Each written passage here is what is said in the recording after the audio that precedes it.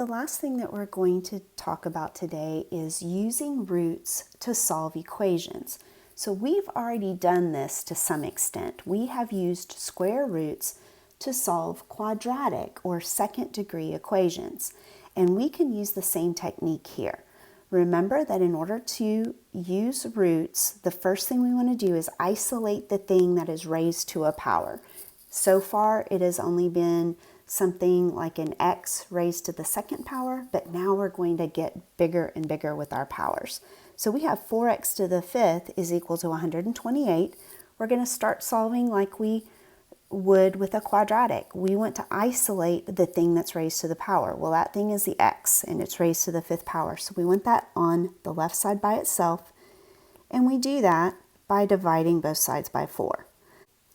We'll be left with x to the fifth power on this side, and 128 divided by 4 is equal to 32 on this side.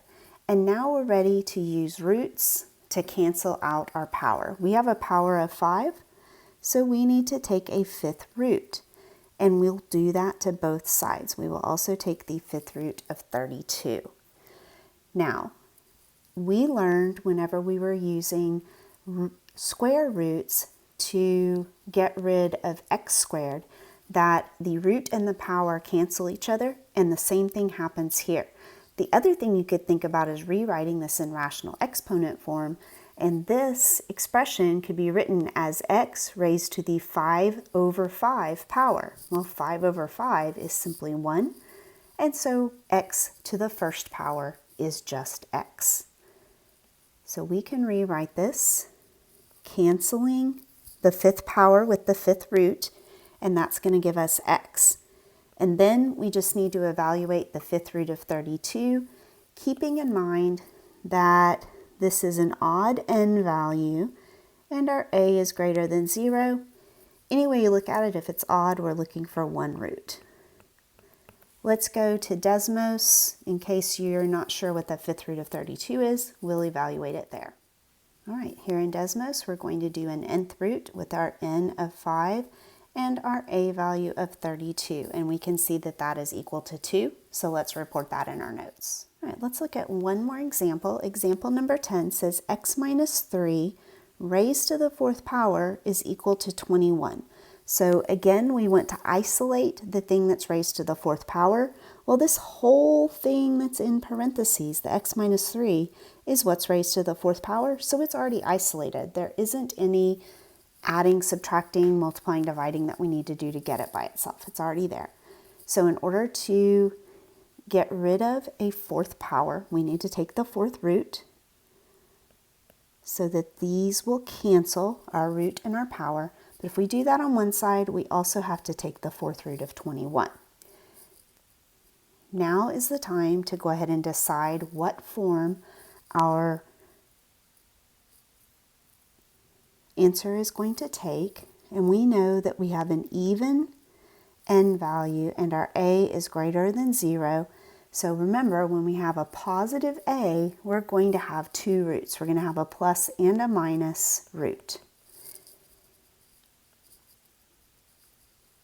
So we can say that x minus 3, remember the fourth root and fourth power cancel each other, is equal to plus or minus the fourth root of 21. Well, the fourth root of 21 is not going to be a nice, pretty number, so there's a couple of ways to report our answer. But first, what we need to do is actually get to an answer. Right now, we have x minus 3 is equal to plus or minus fourth root of 21. We just simply want x. So in order to get rid of the 3, or the minus 3, we're going to add 3 to both sides. That will leave me with x is equal to 3 plus or minus the fourth root of 21. So if you're asked for an exact answer, and you'll know if you're being asked for an exact answer because it won't tell you how to round it, how many decimal places, or rounding to tenths or hundredths. So you would say x is equal to 3 plus the fourth root of 21, or x is equal to 3 minus the fourth root of 21.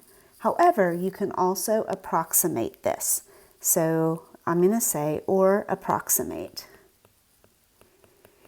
And in order to do that in your calculator, to approximate what 4th root of 21 is, you would put this into your calculator this way. You would put the 4 in, our index, and then hit Math and 5, calculator keys, put in your 21 underneath the radical that's formed there, and then hit enter, and it'll give you a number.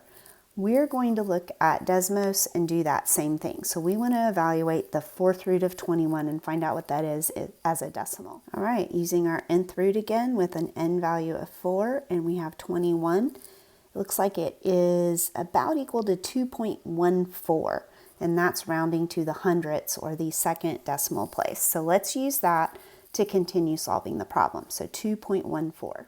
All right, so now knowing that the 4th root of 21 is 2.14, I could say that x is equal to 3 plus 2.14, or x is equal to 3 minus 2.14. We need to do the math and actually get a final answer. So this is going to be 5.14, or 3 minus 2.14 is 0.86. So these are our two final answers if we are asked to do a decimal approximation, and you'll know that you need to do that if it tells you how to round.